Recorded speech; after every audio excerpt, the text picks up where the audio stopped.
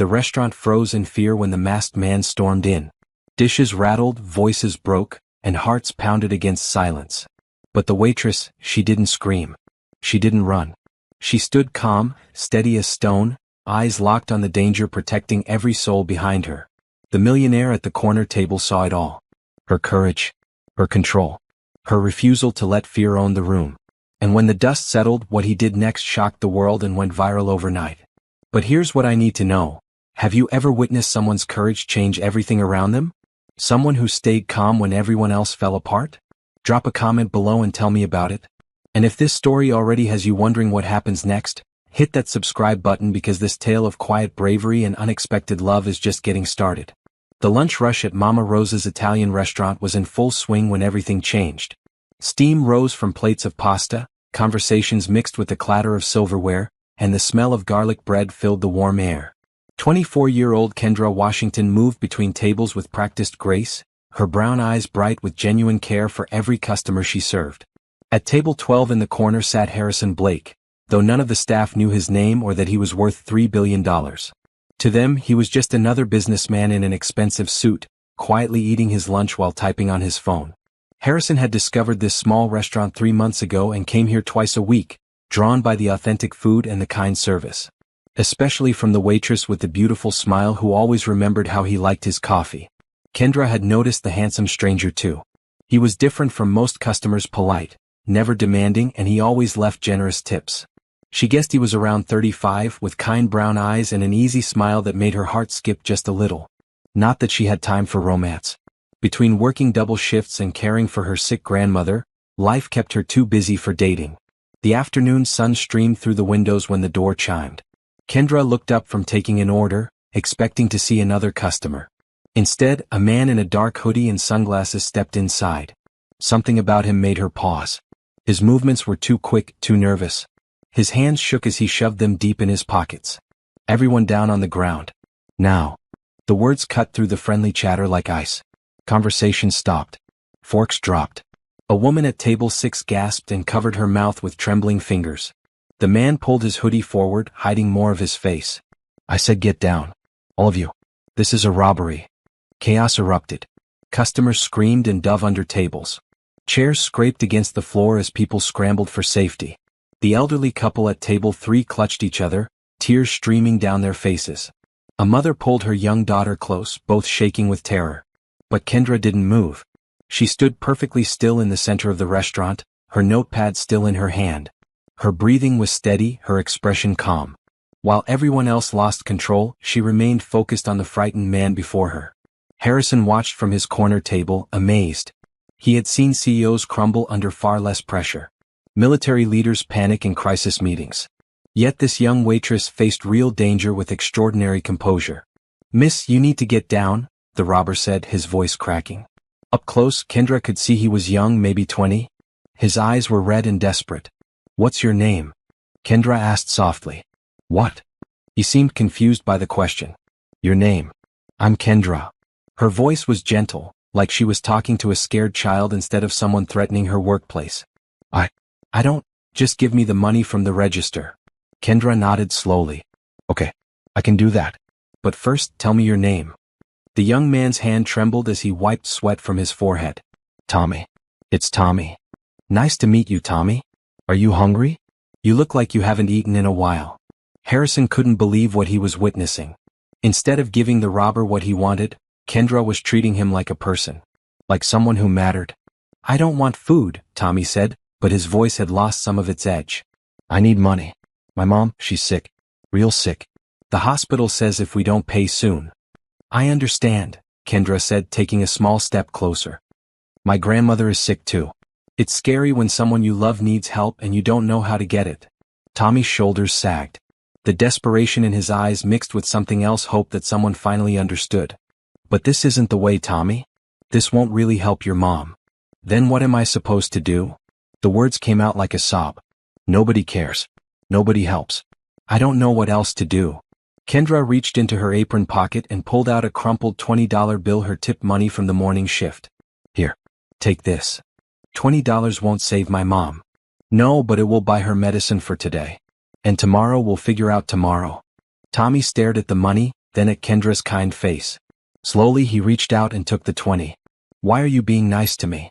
I just threatened you. Because you're scared and you love your mom.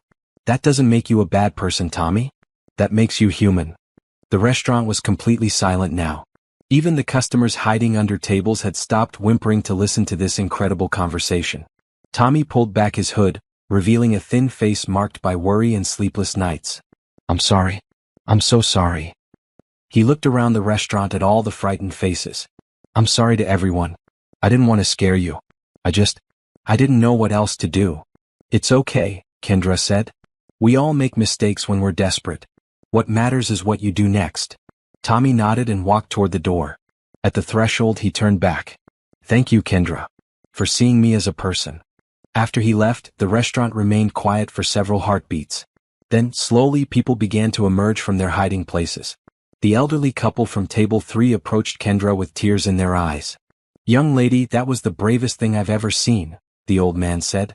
Not brave, Kendra replied, straightening the tables that had been overturned in the panic. Just necessary. Harrison sat in wonder, watching this remarkable woman return to work as if nothing extraordinary had happened.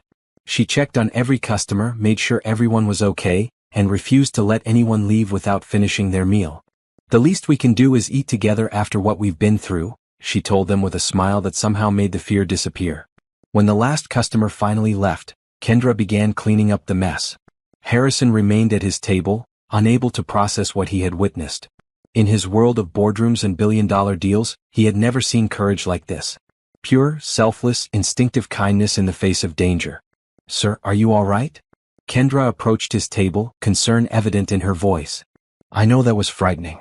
Can I get you anything? Some water? Coffee? Harrison looked up at her, this incredible woman who had turned a robbery into a moment of human connection. How did you do that? Do what? Stay so calm. Help that young man instead of just giving him what he wanted. Kendra shrugged, wiping down his table. He wasn't really a robber. He was just a son trying to save his mother. Sometimes people do desperate things when they feel hopeless. But you could have been hurt. Maybe. But he could have been hurt too. Hurting someone else wasn't going to help his situation. Harrison pulled out his phone and scrolled to his notes app. What's your full name? Kendra Washington. Why?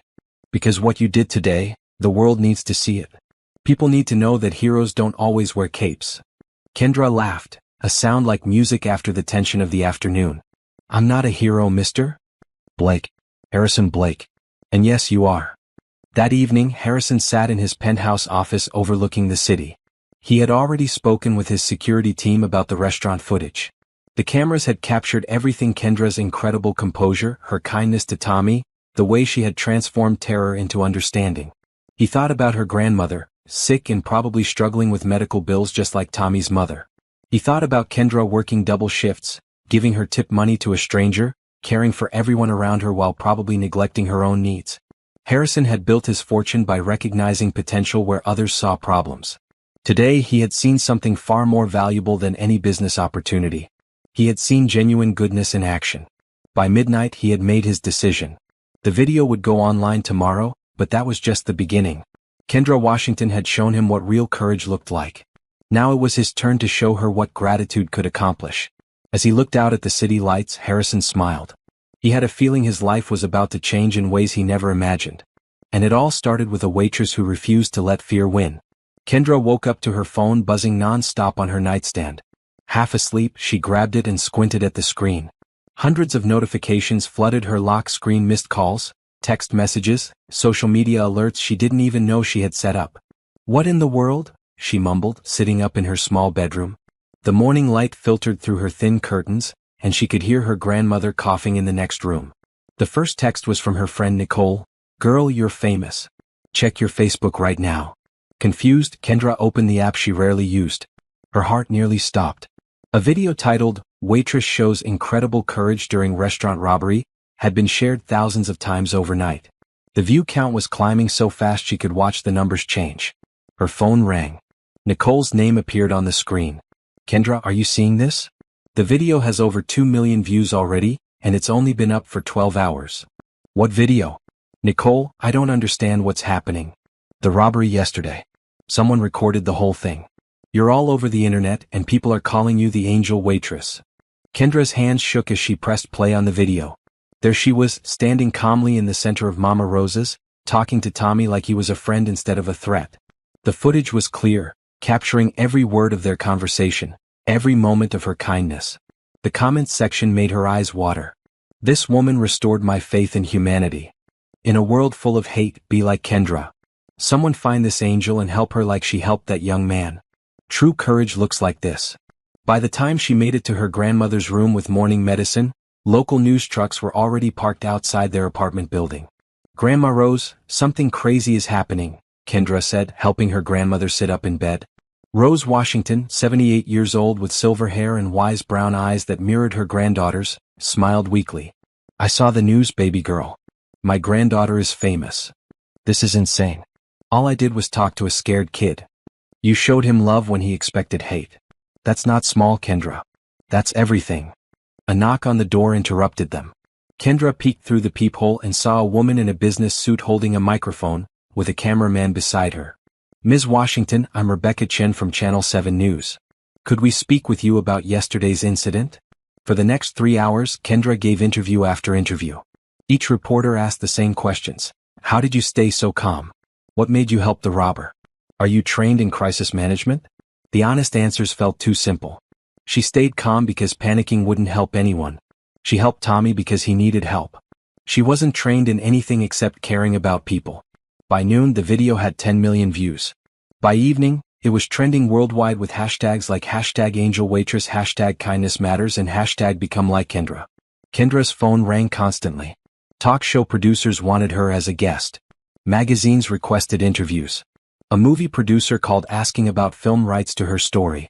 But the call that mattered most came at 7 p.m. Ms. Washington? This is Harrison Blake. Kendra recognized the voice immediately, the quiet businessman from Table 12. Mr. Blake? How did you get my number? I apologize for the intrusion. I wanted to check on you after today. I imagine this attention has been overwhelming. That's an understatement. Mr. Blake, did you post that video? Yes. I hope you can forgive me for doing it without permission. I felt the world needed to see what real courage looks like. Kendra sank into her grandmother's worn recliner. Why? Why did you think it was important? Because in my line of work, I see a lot of people who talk about values but don't live them. Yesterday, you didn't just talk about kindness or courage. You embodied them. People need to see that it's possible. What line of work are you in exactly? There was a pause. I run a technology company. Nothing as important as what you do. Kendra almost laughed. Mr. Blake, I serve pasta and coffee. You make it sound like I'm saving the world. Aren't you? One person at a time. That night, Kendra lay awake thinking about the day's events. The video had brought attention she never wanted, but it had also brought something unexpected: hope. People from around the world were sharing their own stories of kindness. Others were volunteering at shelters, helping neighbors, looking for ways to make a difference. Maybe Harrison Blake was right. Maybe small acts of love could save the world, one person at a time. Her phone buzzed with a text from an unknown number. Thank you for being kind to me yesterday. My mom got the help she needed. The video made people want to help us. You changed everything, Tommy. Kendra smiled in the darkness. Whatever happened next, she was grateful the story had a happy ending for the young man who just wanted to save his mother. She had no idea that her own happy ending was just beginning. The next morning brought more surprises. A delivery truck parked outside their apartment building, and workers began unloading flowers, gift baskets, and care packages addressed to Kendra Washington. This is from a family in Japan who saw your video, the delivery man explained, handing her a beautiful arrangement of cherry blossoms. This one's from a school in Ohio where students collected money for your grandmother's medical care. Kendra's eyes filled with tears as she read card after card from strangers who had been moved by her story. Children had drawn pictures of her. Elderly people had knitted scarves and blankets. A group of teenagers had organized a fundraiser. But the most surprising delivery came at noon: a man in an expensive suit carrying a single envelope. Ms. Washington, I represent Mr. Harrison Blake. He asked me to deliver this personally. Inside the envelope was a simple white card and a check that made Kendra's knees weak. The amount was enough to cover her grandmother's medical bills for the next 5 years. The card read, "Thank you for showing me what true wealth looks like. Please accept this small token of gratitude. HB." Kendra stared at the check, her hands trembling. She had never seen so many zeros in her life. This wasn't a small token, this was life-changing money. But could she accept it? Did she have the right to take such a generous gift from someone she barely knew? Her grandmother's voice called weakly from the bedroom. "Kendra, honey, is everything all right out there?" Looking at the check, then toward her grandmother's room where medicine bottles lined the nightstand and medical bills covered the kitchen table, Kendra realized this wasn't about her pride. This was about accepting help when it was offered with genuine kindness. She picked up her phone and dialed Harrison Blake's number. "Mr. Blake, I got your gift. I hope you'll accept it. Your grandmother's health is more important than my bank balance. I don't know how to thank you. You already did. Yesterday when you showed the world what goodness looks like. But here's what I'm wondering, how many of us would have the courage to accept such a gift? To let someone help us when pride tells us to say no? If you're following this story because you believe in the power of unexpected kindness, make sure you're subscribed so you don't miss what happens when these two very different worlds start to collide." As Kendra hung up the phone, holding a check that would change her life, she had no idea that Harrison Blake was already planning their next meeting. And this time he wouldn't be hiding behind the anonymity of Table 12. 3 days after accepting Harrison's generous gift, Kendra returned to work at Mama Rosa's. She had asked for time off to handle the media attention, but staying home felt wrong when her co-workers were handling extra shifts to cover for her. The restaurant looked different now. A small plaque by the door read "Home of the Angel Waitress," and tour groups had started including it in their downtown walking tours. Kendra cringed every time someone pointed at her through the window. "Our little celebrity is back," called Tony, the head cook, as she tied her apron. "You know that corner table has been asking for you all week?" Kendra looked toward table 12 and felt her heart skip. Harrison Blake sat in his usual spot, but today he wasn't hiding behind his phone. Instead, he was reading a newspaper, and when he saw her looking, he smiled and waved. "I'll take table 12, she told Tony, grabbing her notepad with suddenly nervous fingers. As she approached, Harrison stood up, something he had never done before. Today he looked less like a businessman and more like a man on a first date. His tie was gone, his shirt sleeves were rolled up, and his smile was warm and genuine. "Ms. Washington, it's good to see you back. Please call me Kendra. And thank you again for everything. My grandmother started her new treatment yesterday. How is she feeling?" "Better already. The doctors say with proper care she could have many more good years." Kendra's voice caught with emotion. "I can never repay you for that gift." "There's nothing to repay. But there is something I'd like to ask you." Kendra pulled out her notepad, assuming he wanted to order. "What can I get you today?" Harrison laughed, a rich sound that made her stomach flutter. "Actually, I was hoping you might join me for dinner. Not here, somewhere we could talk without interruption." The question caught her completely off guard. Are you asking me on a date, Mr. Blake?" "Harrison. And yes, I suppose I am. Unless that makes you uncomfortable, given our unusual circumstances." Kendra looked around the restaurant. Several customers were watching their conversation with obvious interest. The whole situation felt surreal, a wealthy stranger asking her out after giving her family a fortune. "I don't know anything about you except that you're incredibly generous," she said honestly. "Then let me tell you about myself over dinner." "What do you say?" Every practical part of her brain said this was a bad idea. They were from different worlds. She was a waitress who lived paycheck to paycheck. He was someone who could write life-changing checks without blinking. What could they possibly have in common? But when she looked into his kind brown eyes, those practical thoughts quieted. This was the man who had seen her moment of courage and wanted to share it with the world. Who had helped her family without expecting anything in return. "Okay," she said. "I'd like that." Harrison's face lit up. "Really? That's wonderful. Are you free Saturday evening?" "I work until 6. "Perfect. I'll pick you up at 7. That Saturday, Kendra spent 2 hours trying to find something appropriate to wear from her limited wardrobe. Everything she owned was casual work clothes, comfortable jeans, a few simple dresses for church. Finally, she settled on a navy blue dress that her grandmother had bought her for Christmas 2 years ago.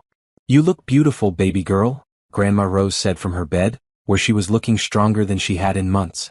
"This Harrison fellow, he seems like a good man." "How can you tell? You've never met him. Any man who helps your family without expecting anything back has a good heart. Besides, I see how you smile when you talk about him." At exactly 7 p.m., a sleek black car pulled up outside their apartment building. Kendra had expected something fancy, but she wasn't prepared for the actual limousine that waited at the curb. Harrison stepped out wearing a perfectly tailored suit, and Kendra suddenly felt underdressed in her simple dress. But when he saw her, his expression made her feel like she was wearing a ball gown. "You look absolutely stunning," he said, offering his arm. The restaurant was unlike anywhere Kendra had ever been. Crystal chandeliers cast warm light over white tablecloths and fresh flowers. The menu had no prices, which immediately made her nervous. "Harrison, this place looks expensive." "Don't worry about that. Order whatever you'd like." As they talked over dinner, Kendra began to understand who Harrison Blake really was. He told her about building his technology company from nothing, about the long hours and difficult decisions that came with success. But he also talked about feeling disconnected from real life, surrounded by people who wanted something from him. "When I saw you with Tommy, it reminded me of why I started my company in the first place," he said. "I wanted to help people, to make a difference. Somewhere along the way, I lost sight of that." "What kind of technology does your company make?" Kendra asked. Harrison paused, seeming to choose his words carefully. "Software mostly. Applications that help businesses run more efficiently." He was being modest, she realized. The way he talked about his work suggested something much bigger than simple business software. "What about you?" he asked. "Have you always wanted to be a waitress?" Kendra laughed. "That's probably the first time anyone's asked me that question seriously. No, I wanted to be a teacher. I was studying elementary education before my grandmother got sick." "What happened?" "I had to drop out to take care of her and work enough hours to pay for her medicine. The waitressing was supposed to be temporary, but temporary became 2 years. Harrison's expression grew serious. "Would you go back to school if you could?" "I don't know. Maybe. I love children and I think I'd be good at teaching. But life has a way of changing your plans. Life also has a way of giving you second chances when you least expect them." The evening flew by. They talked about books, movies, travel dreams, and childhood memories. Kendra found herself laughing more than she had in years. Harrison was funny and smart, but he was also genuinely interested in her thoughts and opinions. When he drove her home, he walked her to the door like a perfect gentleman. "I had a wonderful time tonight," she said. "So did I. Kendra, would you like to do this again?" She looked up at his hopeful face and felt something shift in her chest. This wasn't just gratitude anymore. She was genuinely attracted to this kind, generous man. "Yes, I'd like that very much." He leaned down and kissed her cheek softly. "Good night, Kendra." As she watched his car disappear down the street, Kendra touched her cheek where his lips had been. She was falling for Harrison Blake, and that scared her more than any robbery ever could. Inside her apartment, Grandma Rose was waiting with a cup of tea and knowing eyes. "How was your date, baby girl?" "It was perfect. And that's what worries me." "Why would perfect worry you?" Kendra sank into the chair beside her grandmother's bed. "Because he's not just some regular guy, Grandma. He's wealthy beyond anything I can imagine. What if he gets tired of playing with the poor waitress? What if this is all just entertainment to him?" Rose took her granddaughter's hand. "What if it's not? What if he sees in you what the rest of us have always seen, a beautiful, kind, intelligent woman who deserves to be loved? But we're so different." "Different doesn't mean incompatible. Your grandfather and I came from different worlds too. He was a college graduate. I never finished high school. He spoke proper English. I had a country accent. People said we wouldn't last 6 months. How long were you married?"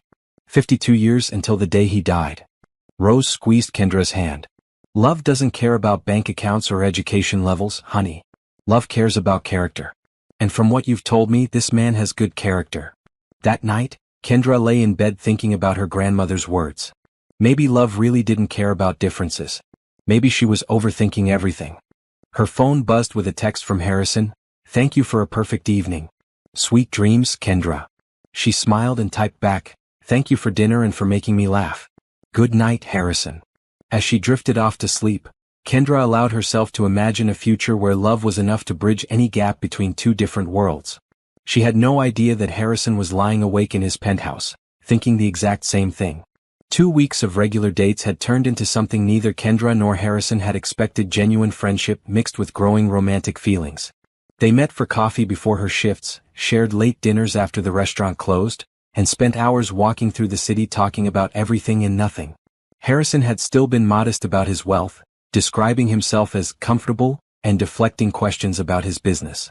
Kendra suspected there was more to his story, but she didn't push. Everyone had a right to privacy. That changed on a Tuesday afternoon when Grandma Rose had a bad reaction to her new medication. Kendra was at work when her phone rang. The caller ID showed the name of their neighbor, Mrs. Patterson. Kendra, honey, you need to come home right now. The ambulance just took your grandmother to St. Mary's Hospital.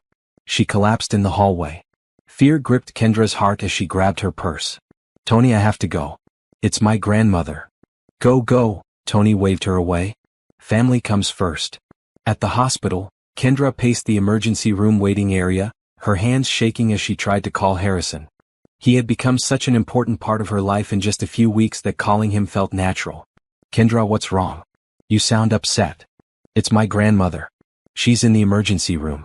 I don't know what happened, and they won't tell me anything because I'm not officially her next of kin, and the paperwork is all confused and... She broke down crying. Which hospital? St. Mary's. I'll be right there. 20 minutes later, Harrison arrived, still wearing his business suit but looking completely focused on her. He pulled her into his arms without hesitation. What did the doctor say? Nothing yet. They're running tests. Harrison, I'm so scared. She's all I have left in this world. She's going to be okay. And you're not alone, Kendra. I'm here. Over the next hour, as they sat in uncomfortable plastic chairs waiting for news, Kendra found herself leaning on Harrison's strength.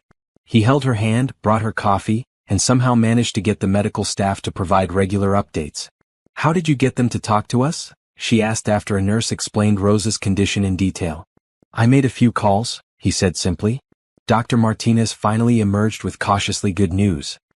Mrs. Washington had an allergic reaction to her new heart medication. We've stabilized her, but she needs to stay for observation. She's asking for you, Kendra. In the hospital room, Grandma Rose looked small and fragile connected to monitoring equipment. But her eyes were alert when she saw Kendra and Harrison enter together. There's my baby girl. And you must be Harrison. Yes, ma'am, it's nice to finally meet you. Kendra talks about you constantly. Rose smiled weakly. She talks about you too. Thank you for being here for her today. There's nowhere else I'd rather be. Over the next 3 days, while Rose recovered in the hospital, Harrison barely left Kendra's side. He brought her meals, comfortable clothes from home, and somehow arranged for her to have unlimited visiting hours. Harrison, you don't have to stay here, Kendra said on the second night as they sat beside Rose's bed. You must have important work to do. Nothing is more important than being here with you. But your business can run without me for a few days. My team is very capable. It was then that Kendra began to realize the scale of what Harrison had been downplaying. A business that could run without its owner for days wasn't a small company. The way hospital administrators treated him with deference, the private room Rose had been moved to due to availability, the specialist consultations that appeared without being requested, these weren't normal courtesies. On the third evening, after the doctors confirmed that Rose could go home the next day, Kendra confronted Harrison in the hospital cafeteria. Who are you really? She asked directly. Harrison looked up from his untouched sandwich. What do you mean? I mean, this isn't just about being comfortable financially. The way people treat you, the strings you can pull, the fact that you can just not show up to work for 3 days without consequences. I looked you up online today. Harrison's face grew serious. What did you find? Blake Technologies. $3 billion valuation. Harrison Blake, CEO and founder. Forbes 30 under 30, then 40 under 40. Philanthropist. One of the youngest billionaires in America. She paused. You're not just wealthy, Harrison. You're one of the richest men in the country. Does that change things between us? I don't know. Maybe. Why didn't you tell me? Harrison pushed his sandwich away and leaned forward. Because I wanted you to know me as Harrison the man, not Harrison the billionaire. I wanted you to like me for who I am, not what I have. But don't you think I had a right to know? I've been worrying about being good enough for someone comfortable. I had no idea I was dating someone who could buy this entire hospital. I could buy it, but I'd rather spend my money helping your grandmother get the best possible care. Which, by the way, I've already arranged. Kendra stared at him. What do you mean? The cardiac specialist who examined her today? He's the best in the state. The private room? I'm covering the cost. The experimental treatment they want to try. Already approved and paid for. Harrison, you can't just... Yes, I can. And I will. Because I care about you, Kendra, and your grandmother is important to you. Tears filled her eyes. This is too much. The check was already more than I could accept, and now this. Then don't think of it as charity. Think of it as what someone does when they're falling in love. The words hung in the air between them. Harrison had said what they had both been feeling but neither had dared to voice. "You're falling in love with me?" Kendra whispered. "I think I fell in love with you the moment you showed kindness to Tommy instead of fear. Everything since then has just confirmed what I already knew. You're the most remarkable woman I've ever met." Kendra felt her heart racing. "Harrison, You don't have to say anything. I just wanted you to understand why I want to help. It's not about the money. It's about loving someone and wanting to take care of them." Looking into his sincere brown eyes, Kendra felt her resistance crumbling. This man had seen her at her most ordinary, serving coffee and pasta, and somehow found her extraordinary. He had wealth beyond her imagination, but he had chosen to spend his time sitting in an uncomfortable hospital chair just to be near her. "I'm falling in love with you too," she admitted. "And that terrifies me." "Why?" "Because I don't know how to be loved by someone like you. I don't know the rules of your world. I don't know if I can be what you need." Harrison reached across the table and took her hands. "Kendra, I don't need you to be anyone other than exactly who you are.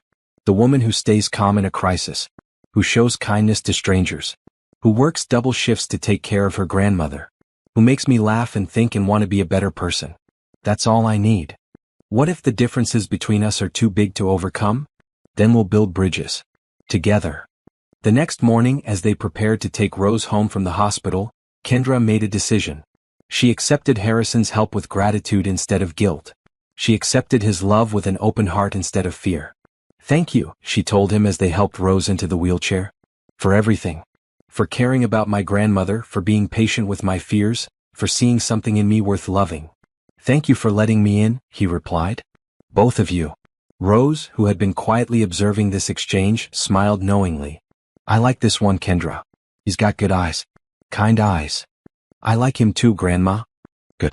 Now let's go home so I can cook this young man a proper meal. Hospital food is terrible." As they left St. Mary's Hospital together, Kendra felt like they were walking into a new chapter of their lives. The gap between their worlds hadn't disappeared, but love was building the first bridge across it. 3 weeks later, Harrison invited Kendra to attend a charity gala with him. The Blake Foundation was launching a new initiative to provide healthcare access in underserved communities, and he wanted her by his side for the announcement. "I don't have anything to wear to something like that," Kendra protested when he showed her the elegant invitation. "Then we'll find you something. This is important to me, Kendra. I want the people in my world to meet the woman who inspired this entire program." "I inspired it?" "Watching you care for Tommy, seeing how you put your grandmother's needs before your own, understanding what it means when healthcare is a luxury instead of a right. Yes, you inspired it." The next day, Harrison took her shopping on Fifth Avenue. Kendra felt overwhelmed walking into stores where a single dress cost more than she used to make in a month. "Harrison, these prices are insane." "Don't look at the prices. Just find something that makes you feel beautiful." With the help of a personal shopper named Patricia, Kendra found herself trying on gowns she had only seen in magazines. When she emerged from the dressing room wearing a deep emerald dress that hugged her curves perfectly, Harrison's expression made her feel like a queen. "That's the one," he said softly. "It's too expensive. It's perfect. And money spent on making you happy is the best investment I've ever made." The night of the gala, Kendra barely recognized herself in the mirror. Professional hair and makeup had transformed her into someone who looked like she belonged at a high society event. But as their limousine pulled up to the luxury hotel, her confidence wavered. "What if I say the wrong thing? What if I embarrass you?" Harrison took her hand. "Impossible. Just be yourself and everyone will love you as much as I do." The ballroom was like stepping into a fairy tale. Crystal chandeliers sparkled above perfectly dressed couples. String quartet music mixed with the sound of champagne glasses and sophisticated conversation. "Harrison, darling." A woman in a designer gown approached them with air kisses. "We've all been dying to meet your mysterious girlfriend. Victoria, I'd like you to meet Kendra Washington." "Kendra, this is Victoria Sterling, she chairs the hospital board." "Nice to meet you," Kendra said, accepting Victoria's manicured hand. "Oh, you're the waitress from the video. How fascinating." Victoria's smile was polite but cold. "I'm sure this must all be very exciting for you." The condescension in her tone was subtle but unmistakable. Kendra felt her cheeks burn. "It's certainly different from what I'm used to," she replied diplomatically. As the evening progressed, Kendra encountered more of the same. People were polite to her face but whispered behind her back. She caught fragments of conversations. "Gold digger obviously. How long before he gets bored?" She's pretty enough, but really? Harrison was busy mingling with donors and board members, unaware of the subtle hostility his girlfriend was facing. Kendra smiled and made small talk, but inside she felt like an imposter.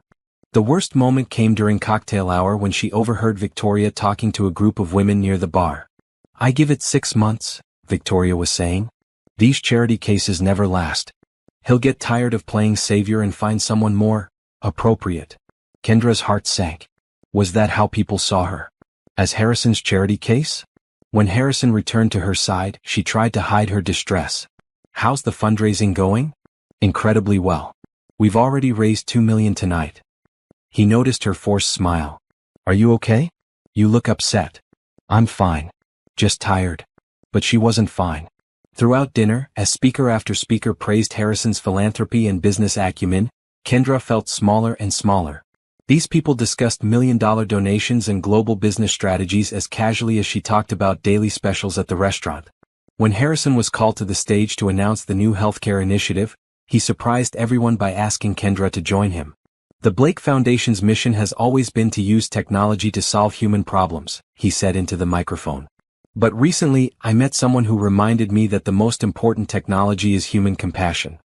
He told the story of the restaurant incident, of Kendra's courage and kindness. "She showed me that real change happens one person at a time, one act of kindness at a time." Tonight, I'm proud to announce that the Blake Foundation will be opening 20 free clinics in underserved communities over the next 2 years. The audience applauded politely, but Kendra could feel their skepticism. She was the inspiration for a multi-million-dollar initiative, but to them she was still just the waitress who got lucky. After the announcement, as they mingles with more donors, a distinguished older man approached them. "Harrison, impressive announcement tonight. And you must be the famous angel waitress." "Kendra Washington," she said, extending her hand. "Robert Chin, I run Chin Industries. Tell me, what's your background in healthcare policy?" "I don't have one. I'm just someone who's seen what happens when people can't afford medical care." "I see. And what's your educational background?" "I studied elementary education for 2 years before I had to drop out." Robert's expression shifted slightly. "How interesting. Well, I'm sure your unique perspective will be valuable." After he walked away, Kendra excused herself to the ladies' room. She needed a moment to collect herself before she said something that would embarrass Harrison. In the elegant powder room, she overheard 2 women touching up their makeup. "Did you see how out of place she looks? I feel sorry for Harrison. He's obviously infatuated, but she's completely wrong for him. She seems sweet enough, but imagine bringing her to board meetings or international conferences. She'd be lost." Kendra locked herself in a stall and fought back tears.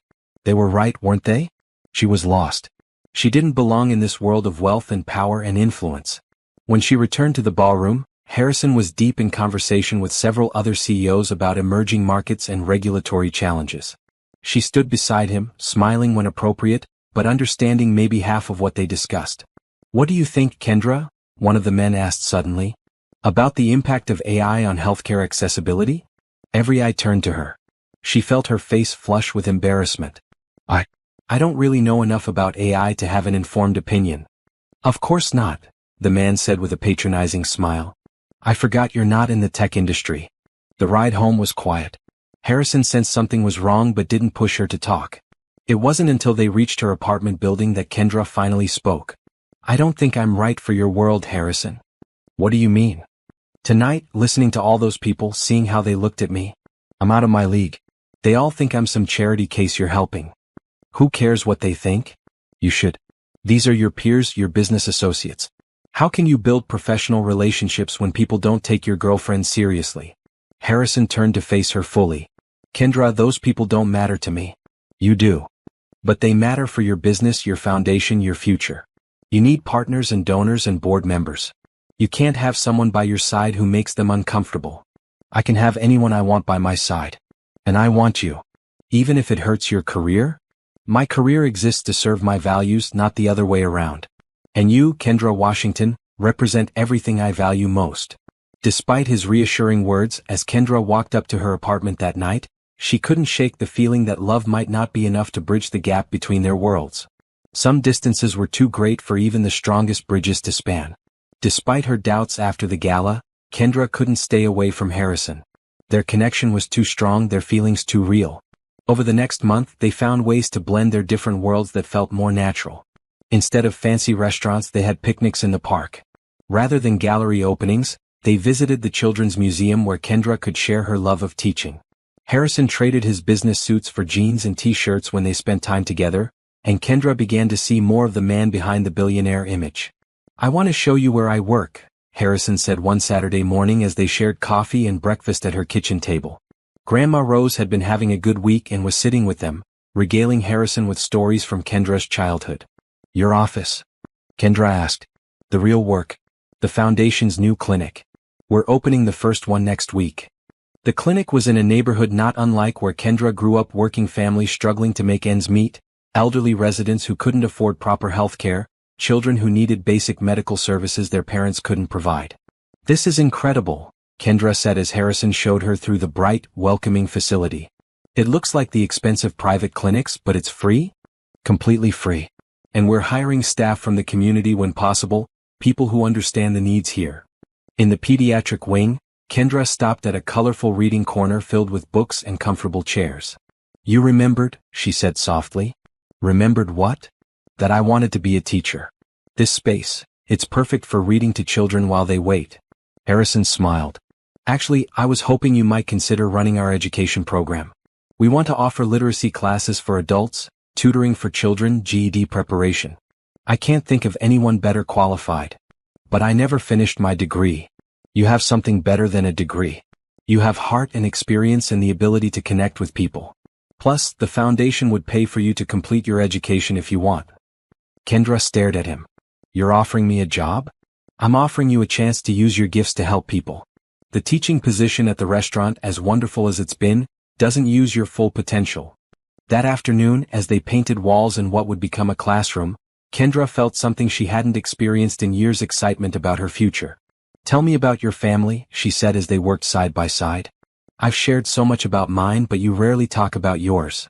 Harrison's brush paused against the wall. "There's not much to say. My parents died in a car accident when I was 22. I was an only child, so it's just me." "I'm sorry. That must have been so hard." "It was. But it also motivated me to build something meaningful. They always taught me that privilege comes with responsibility." "Is that why you started the foundation?" "Partly. But mostly I started it because success feels empty if you're not sharing it with people you care about." They worked in comfortable silence for a while, each lost in their own thoughts. When they finished painting, Harrison suggested they visit his penthouse so Kendra could see where he lived. The apartment was stunning: floor-to-ceiling windows overlooking the city, modern art on the walls, furniture that looked like it belonged in a magazine. But it also felt cold and impersonal. "It's beautiful," Kendra said, wandering around the spacious living room. "But it doesn't feel like you." "What do you mean?" "There are no personal touches. No family photos, no books that look well read, no evidence that someone actually lives here." Harrison looked around his own home as if seeing it for the first time. "I suppose I never thought about making it feel like home. I'm not here much and I don't entertain often." "That's sad. Home should be your sanctuary, the place where you can be completely yourself." "I feel more at home in your grandmother's living room than I do here." Kendra walked to the windows and looked out at the city below. All those people living their lives, struggling with their problems. "Do you ever feel disconnected from them up here?" "I used to. Before I met you." He joined her at the window. "You've changed how I see everything, Kendra. The money, the success, the recognition, none of it means anything if you're not connected to real life." "What was your life like before? Before the restaurant, before me?" Harrison leaned against the window. "Meetings mostly. Board meetings, investor meetings, strategy sessions. I worked 12-hour days, 7 days a week. I dated occasionally, but never anyone who wanted to know me rather than what I could do for them." "That sounds lonely." "It was. I didn't realize how lonely until I met someone I actually wanted to share my life with." That evening, Harrison insisted on cooking dinner for Kendra and Rose. Watching this billionaire fumble around their tiny kitchen, asking Rose for advice on seasoning and technique, made Kendra fall even deeper in love with him. "He's a keeper," Rose whispered while Harrison was focused on stirring the sauce. "Any man who cares enough to learn your grandmother's recipes is serious about you." After dinner, as they sat on the small balcony sharing a piece of Rose's famous chocolate cake, Harrison brought up the job offer again. "Have you thought about the position at the clinic?" "I'm scared," Kendra admitted. What if I'm not good at it? What if I let you down? Impossible. Do you know what I see when I look at you? A waitress from the wrong side of town? I see someone who stayed calm during a crisis, who showed compassion to a desperate stranger, who sacrificed her own education to care for her grandmother, who turns a simple restaurant into a place where people feel welcomed and valued. You're already a teacher, Kendra. You just need the right classroom. And if it doesn't work out, then we'll figure out something else. Together. Looking into his earnest face, illuminated by the soft porch light, Kendra felt her fears melting away. This man believed in her more than she believed in herself. Okay, she said. I'll do it. Harrison's face lit up with joy. Really? Really? But I want to finish my degree too. If the foundation is going to invest in me, I want to be worth that investment. You already are. But I'm proud of you for wanting to complete your education. As they sat together in the warm evening air, Kendra felt like they were building something real and lasting. Not just a relationship between a billionaire and a waitress, but a partnership between two people who shared the same values and dreams. She had no idea that their happiness was about to face its biggest test yet. Kendra's transition from waitress to education coordinator at the Blake Foundation Clinic went smoothly. She loved working with children and adults who were eager to learn, and her natural teaching ability flourished in the supportive environment Harrison had created. For 2 months, they managed to keep their relationship relatively private. Kendra moved through her new world quietly, focusing on her work and her continuing education classes. Harrison had enrolled her in an accelerated degree program that would let her finish her education while working. Then someone sold their story to the tabloids. Kendra first learned about it when her phone started buzzing at 6 a.m. on a Tuesday morning. Text after text from friends and coworkers, missed calls from numbers she didn't recognize. The first text she opened was from Nicole. Girl, check the internet now. With growing dread, Kendra opened her laptop. The headline on the gossip site made her stomach drop. Billionaire's charity case. Inside Harrison Blake's romance with his rescued waitress. The article was cruel and invasive.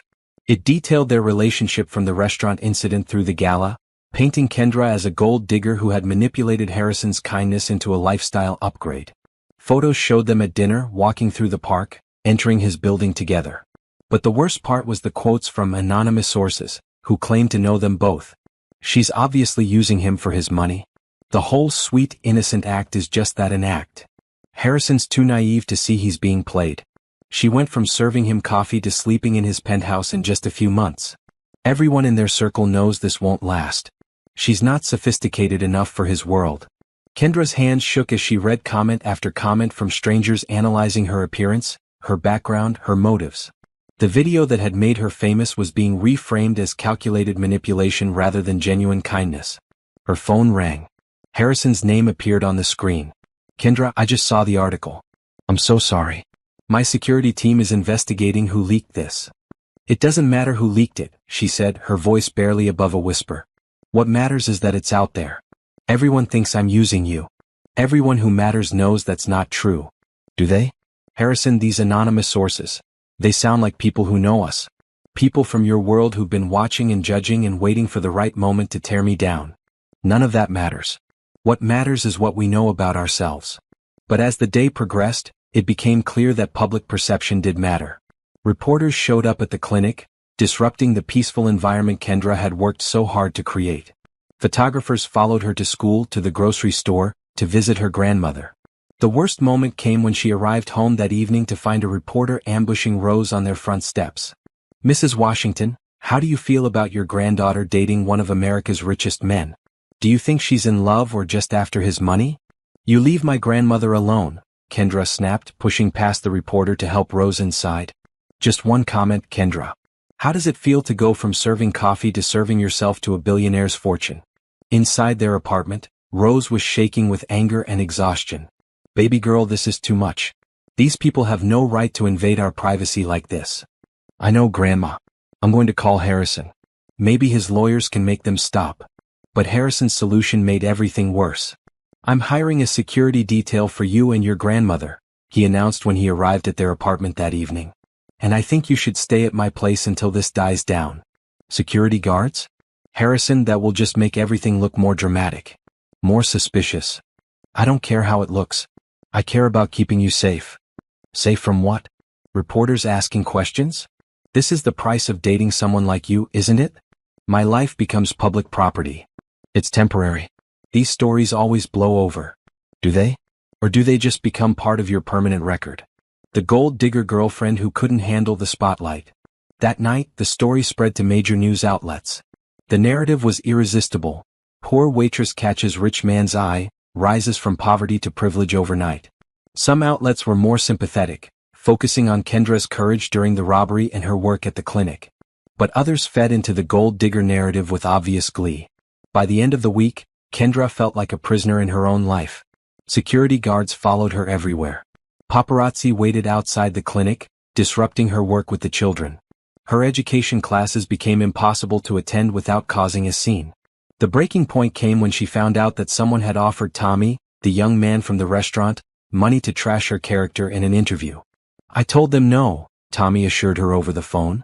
"I told them you saved my life and my mom's life, and I would never say anything bad about you. But Kendra, they offered me $50,000. There are going to be people who say yes to that kind of money." That night, Kendra made a decision that broke her heart but felt necessary. She called Harrison and asked him to meet her at the park where they'd had their first picnic. "I can't do this anymore," she said as they sat on the bench where they'd shared so many happy conversations. "Can't do what?" "This. The media attention, the security guards, the constant judgment. My grandmother can't even go to the mailbox without someone shoving a camera in her face." "It will calm down, Kendra. These stories always do." "And then what? We wait for the next one? The next invasion of privacy? The next round of people questioning my motives and my character? Who cares what strangers think? I do. I care that children at the clinic see their teachers surrounded by security guards and reporters. I care that my grandmother can't have peace in her own home. I care that people think I'm using you. Because you're not using me. You're loving me." Tears streamed down Kendra's face. "I know that. You know that. But the world doesn't believe it. And maybe they're right to be suspicious." "What do you mean?" "I mean, look at how my life has changed. 6 months ago, I was struggling to pay for my grandmother's medicine. Now I'm living in a world of private security and charity galas. How is that not using your resources? Because you never asked for any of it. Because you tried to turn down my help. Because you're giving back more than you're taking. Am I? Or am I just making myself feel better about accepting a billionaire's charity?" Harrison stared at her in shock. "You don't really believe that." "I don't know what I believe anymore. The media storm has made me question everything. Maybe we're just too different. Maybe love isn't enough to bridge the gap between our worlds. Kendra, please. Don't let them win. Don't let strangers destroy what we've built together. I'm not letting them win. I'm protecting what we have left. If I disappear from your life, the story dies. You can go back to your world and I can go back to mine. I don't want my world without you in it. And I don't want to be the reason your world becomes a circus." She stood up from the bench, her heart breaking with every step. "I need some time to think. Some space to figure out who I am when I'm not Harrison Blake's girlfriend. How long? I don't know. Maybe forever." As she walked away from the park, leaving behind the man she loved and the future they had planned together, Kendra felt like she was drowning. But she also felt like she was finally able to breathe without cameras watching her every move. Behind her, Harrison sat alone on the bench where they had fallen in love, wondering how the best thing that had ever happened to him had become the most painful. 3 weeks of separation felt like 3 years. Kendra threw herself into her work at the clinic, but everything reminded her of Harrison. The children asked where Mr. Blake was. The reading corner he had designed especially for her felt empty without his presence. She had moved back into her tiny apartment with Grandma Rose, trading the security and comfort of Harrison's world for the familiar struggle of making ends meet. The irony wasn't lost on her. She was back to choosing between groceries and gas money, just like before Harrison entered her life. "You're miserable, baby girl," Rose observed one evening as they shared a simple dinner of rice and beans. "I'm fine." "You're many things, but fine isn't one of them. When are you going to stop punishing yourself for falling in love?" "I'm not punishing myself. I'm being realistic. Did you see what they wrote about us today?" Rose waved her hand dismissively. "I stopped reading that garbage after the first week. Why are you still torturing yourself with it?" "Because it's not going away, Grandma. Every day there's a new article analyzing our relationship, questioning my motives, predicting when he'll get tired of me. And you believe strangers over your own heart?" "I believe what I can see. Harrison's world and mine don't mix. The gala proved that. The media storm proved that. I don't belong there. Or maybe those people don't belong in your life. Meanwhile, Harrison was struggling with his own demons. Work felt meaningless without Kendra to share his successes with. The penthouse felt even more cold and empty than before. He found himself driving past her apartment building just hoping to catch a glimpse of her. His assistant, Patricia, finally confronted him after he missed his third board meeting in a week. "Mr. Blake, with respect, you're falling apart. When's the last time you slept? Or ate a proper meal?" "I'm fine, Patricia." "You're not fine. You're heartbroken. So do something about it." "What am I supposed to do?" She asked for space. "She thinks our worlds are too different." "Then prove her wrong. Show her that love is stronger than public opinion." "How?" "I don't know, but sitting in your office feeling sorry for yourself isn't working." That afternoon, Harrison made a decision. He drove to the clinic where Kendra worked, prepared to fight for their relationship.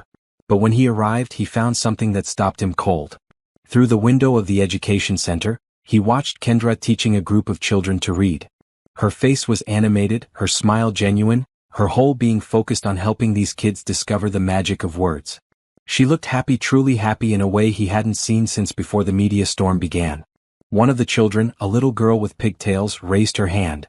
"Miss Kendra, why don't you smile like you used to?"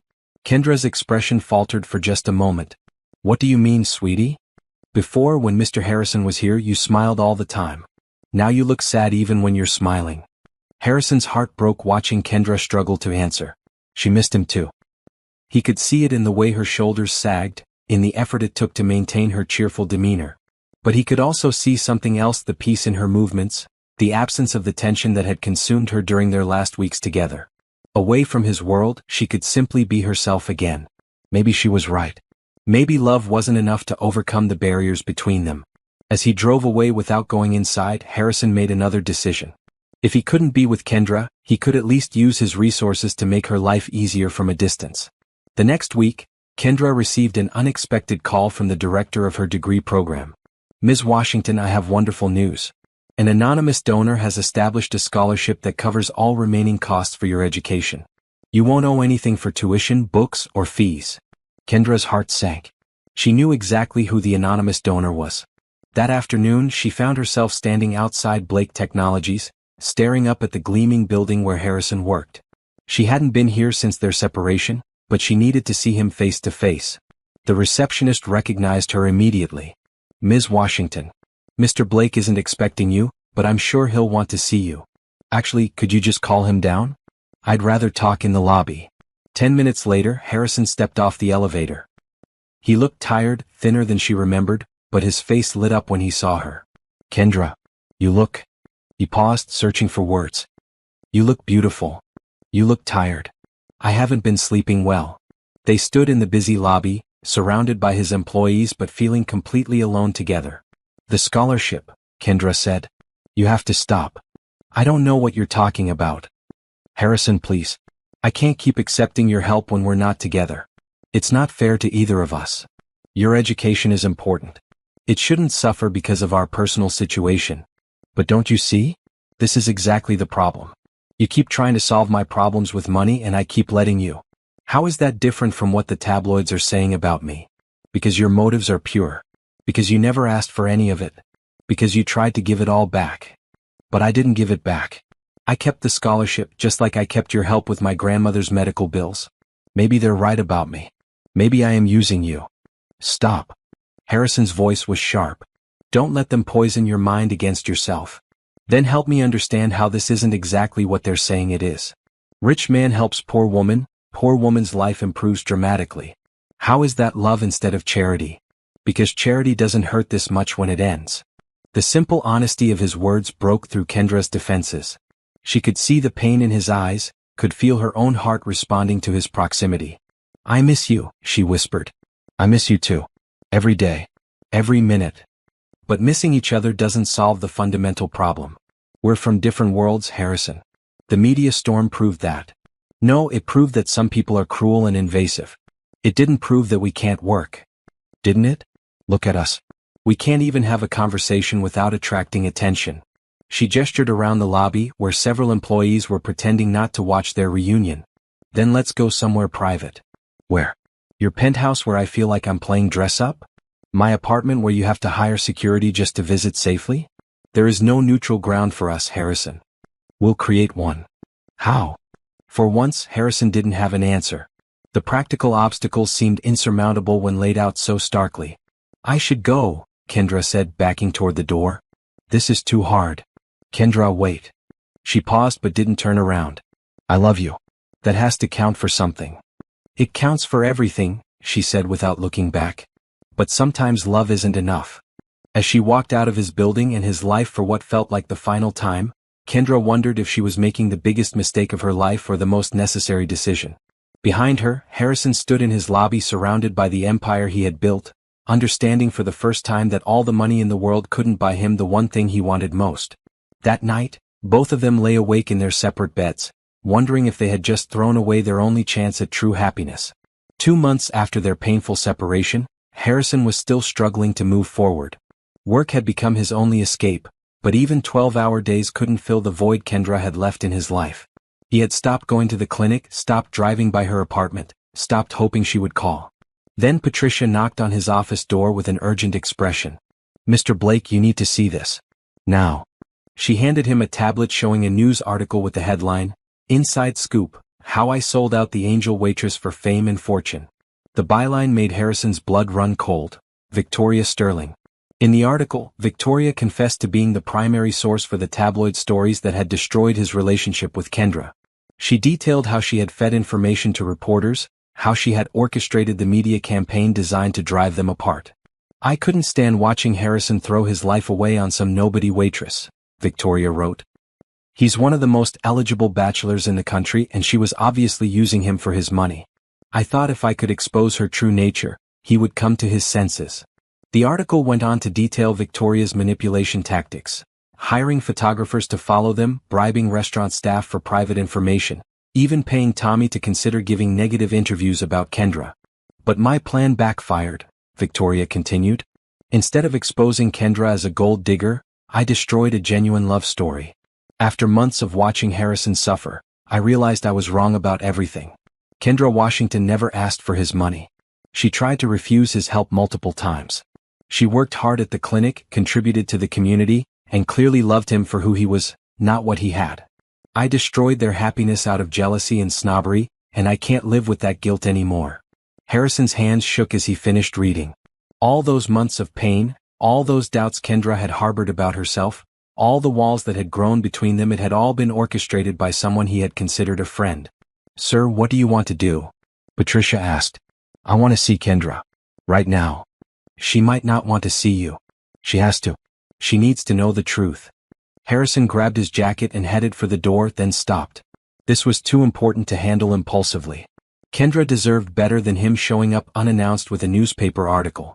Patricia, cancel everything for the rest of the week. And get me Detective Morrison. I want a full investigation into Victoria's actions. If she broke any laws, I want her prosecuted. What about Ms. Washington? I'm going to win her back. But I'm going to do it right this time. Meanwhile, across town, Kendra was having the worst day of her life. Her grandmother had been rushed to the hospital that morning after collapsing during breakfast. The doctors were running tests, but Rose's condition had been declining for weeks. Without Harrison's support system, navigating the medical bureaucracy was a nightmare. Insurance forms, waiting lists, specialists who wouldn't see Rose without substantial deposits, all the barriers that Harrison's money had removed were back with a vengeance.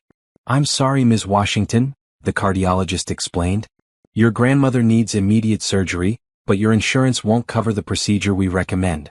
There are less expensive options, but they carry higher risks.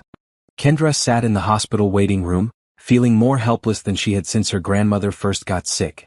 She had been so proud of maintaining her independence after leaving Harrison, but now that independence felt like stubborn pride that might cost Rose her life. Her phone buzzed with a text from Nicole. Have you seen the news? Victoria Sterling confessed everything. She's the one who destroyed your relationship with Harrison. With shaking fingers, Kendra opened the article Nicole had sent. As she read Victoria's confession, her emotions shifted from shock to anger to devastating regret. All the doubts she had harbored about herself, all the pain she had caused Harrison, all the love they had lost, it had been based on lies. Ms. Washington? A nurse approached her. There's someone here to see you. He says he's family. Kendra looked up to see Harrison walking toward her, his face a mixture of determination and tenderness. He carried a large envelope and wore the same expression he'd had the day they met, like a man on a mission. "How did you know I was here?" she asked, standing up. "I called the clinic when I couldn't reach you. They told me about your grandmother." "Kendra, I'm so sorry. Did you see the article? That's why I'm here." "Well, part of why I'm here." He held up the envelope. "This contains a full confession from Victoria, legal documents proving her manipulation, and a formal apology. I've also turned everything over to the police." Kendra sank back into her chair. "All this time I thought I was protecting us by staying away. I thought the criticism was justified. None of it was justified. You were the victim of a calculated campaign to destroy our relationship. I was so stupid. I let her win. You were protecting yourself and your grandmother from a situation that felt impossible. That's not stupid, Kendra. That's human." They sat in silence for a moment, the weight of lost time and misunderstanding heavy between them. "How is Rose?" Harrison asked gently. "She needs surgery. Immediate surgery. But insurance won't cover the procedure she really needs." Kendra's voice broke. "I'm going to lose her because I was too proud to accept your help." "No, you're not." Harrison's voice was firm. "I'm going to make some calls." "Harrison, I can't ask you to." "You're not asking. I'm offering. And this time I'm not taking no for an answer." Within an hour, a team of the city's best cardiac surgeons had assembled to evaluate Rose's case. The head of cardiology personally reviewed her files and immediately scheduled the necessary procedure. "How did you make this happen so fast?" Kendra asked as they walked to Rose's room. "I made a substantial donation to the hospital's research fund. It tends to expedite things. I can't keep letting you solve my problems with money." "This isn't about money, Kendra. This is about family. And Rose is family to me because she's family to you." In the hospital room, Rose was awake and alert, though pale and connected to various monitors. Her face lit up when she saw Harrison enter with Kendra. "There's my boy," she said weakly. "I wondered when you'd come to your senses." "Mrs. Washington, I'm sorry it took me so long to get here." "You're here now. That's what matters." Rose looked between them. "You two look terrible. Have you been eating? Sleeping?" "We've been apart, Grandma," Kendra said, taking her grandmother's hand. "Apart? Why on earth would you be apart when you love each other?" "It's complicated," Kendra began. "Love is never complicated, baby girl. People make it complicated. Love itself is simple." Rose squeezed Kendra's hand. "I may not be around much longer." "Don't say that." "Hush, let me finish. I may not be around much longer, but I need to know you're not going to waste your life being afraid of happiness."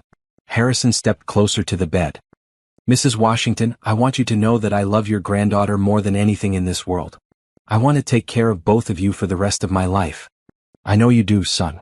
The question is whether Kendra's going to let you." All eyes turned to Kendra. She looked at her grandmother, fragile but determined in the hospital bed.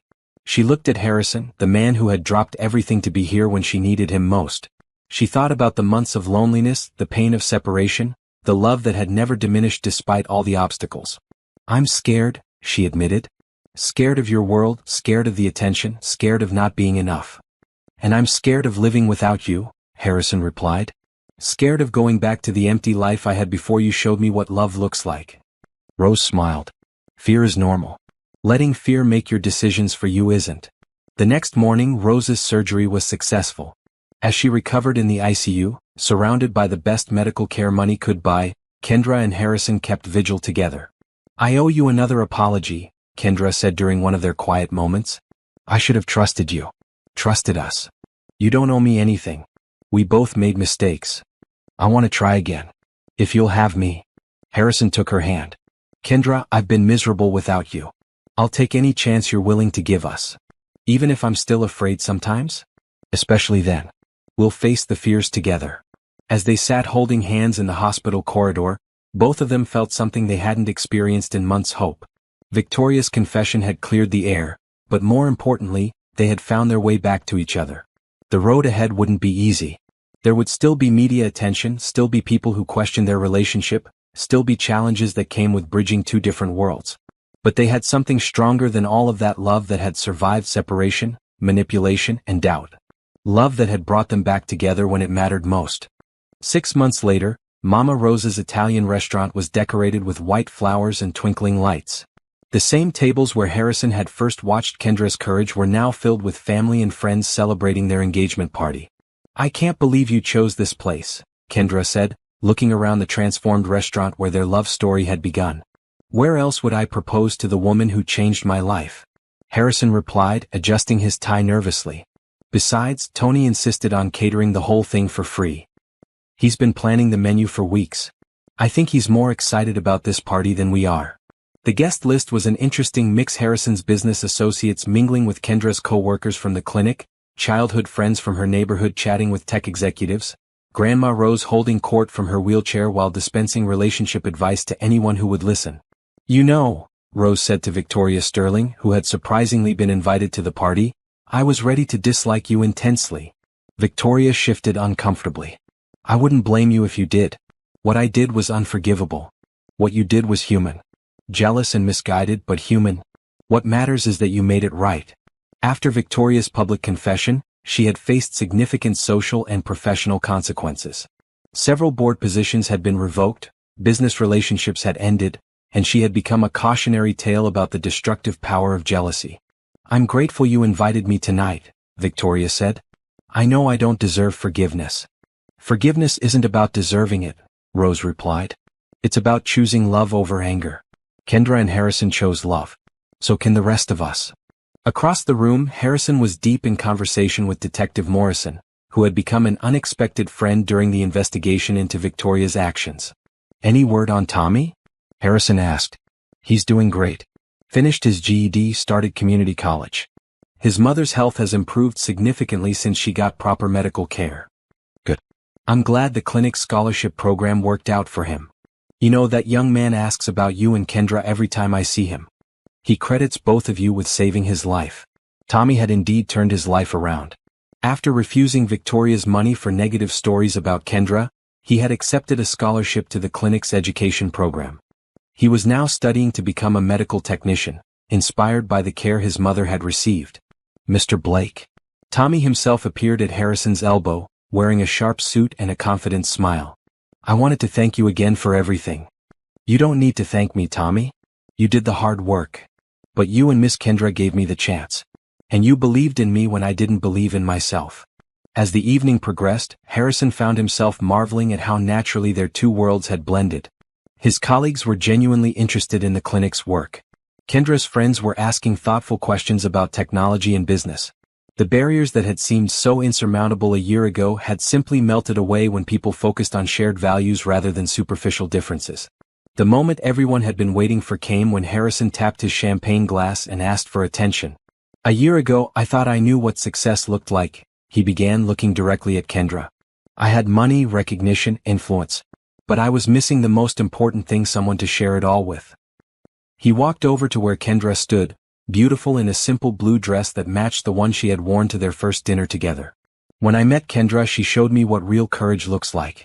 Not the courage to make a risky business decision or give a difficult presentation, but the courage to show kindness in the face of danger. The courage to put others before yourself. The courage to love without reservation." Kendra felt tears forming in her eyes as Harrison dropped to one knee in the exact spot where she had first talked to Tommy. "Kendra Washington, you have made me a better man. You've shown me that true wealth isn't measured in dollars but in the depth of our connections to other people.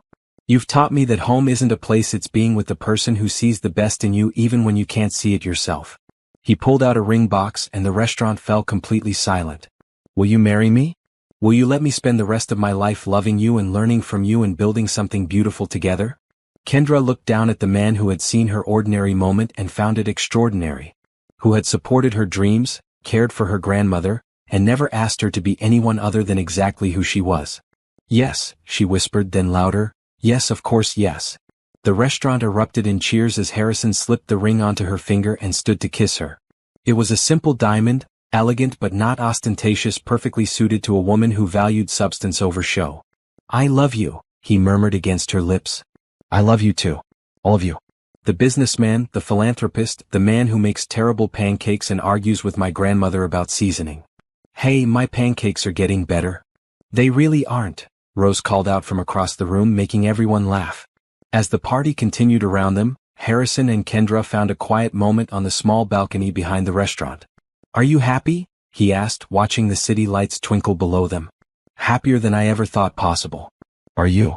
"Complete. For the first time in my life I feel complete. Even though I'm still scared sometimes? About the media, about fitting into your world, about whether I'm enough. Especially because of that. Your fears keep you humble, keep you real. They're part of what I love about you. And you're not worried that people will always see us as the billionaire and the waitress? Let them. We know who we really are, two people who found each other when we needed it most and chose to build something lasting together." 6 months later, their wedding was held in the same restaurant, transformed once again with flowers and candles and the love of everyone who mattered to them. Kendra wore her grandmother's pearls and a dress that made her feel like a queen. Harrison wore a smile that hadn't left his face since the day she said yes. Rose, walking with a cane but glowing with health and happiness, walked Kendra down the aisle. Tommy, now in his second year of college, served as one of Harrison's groomsmen. Victoria, fully forgiven and working to rebuild her life, helped coordinate the flowers. But what really mattered was this: are you the kind of person who believes that love can conquer any obstacle? That kindness changes everything? That the right person can see your worth even when the world tries to make you feel small? If you believe in love stories that prove ordinary people can live extraordinary lives, then you need to subscribe and share this story. Because there are so many more like it waiting to be told. During the ceremony, as they exchanged vows they had written themselves, both Kendra and Harrison thought about the journey that had brought them to this moment. The fear, the doubt, the manipulation, the separation, all of it had only made their love stronger. "I promise to love you not in spite of our differences, but because of them," Kendra said. "I promise to let you take care of me without losing myself, and to take care of you without changing who you are. I promise to share my world with you without asking you to abandon yours," Harrison replied. "I promise to see you clearly every day, to value your strength, and to never take your love for granted." When they kissed as husband and wife, the entire restaurant stood and cheered. Outside, curious passers-by stopped to watch through the windows, drawn by the obvious joy radiating from the celebration. The photo that appeared in the society pages the next day showed a radiant couple surrounded by family and friends of every background and social level.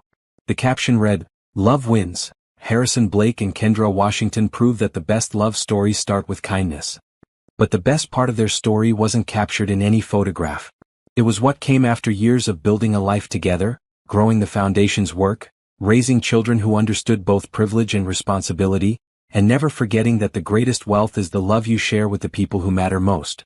And in a small apartment across town, Grandma Rose kept a scrapbook of their journey, from the viral video that started it all to their wedding announcement.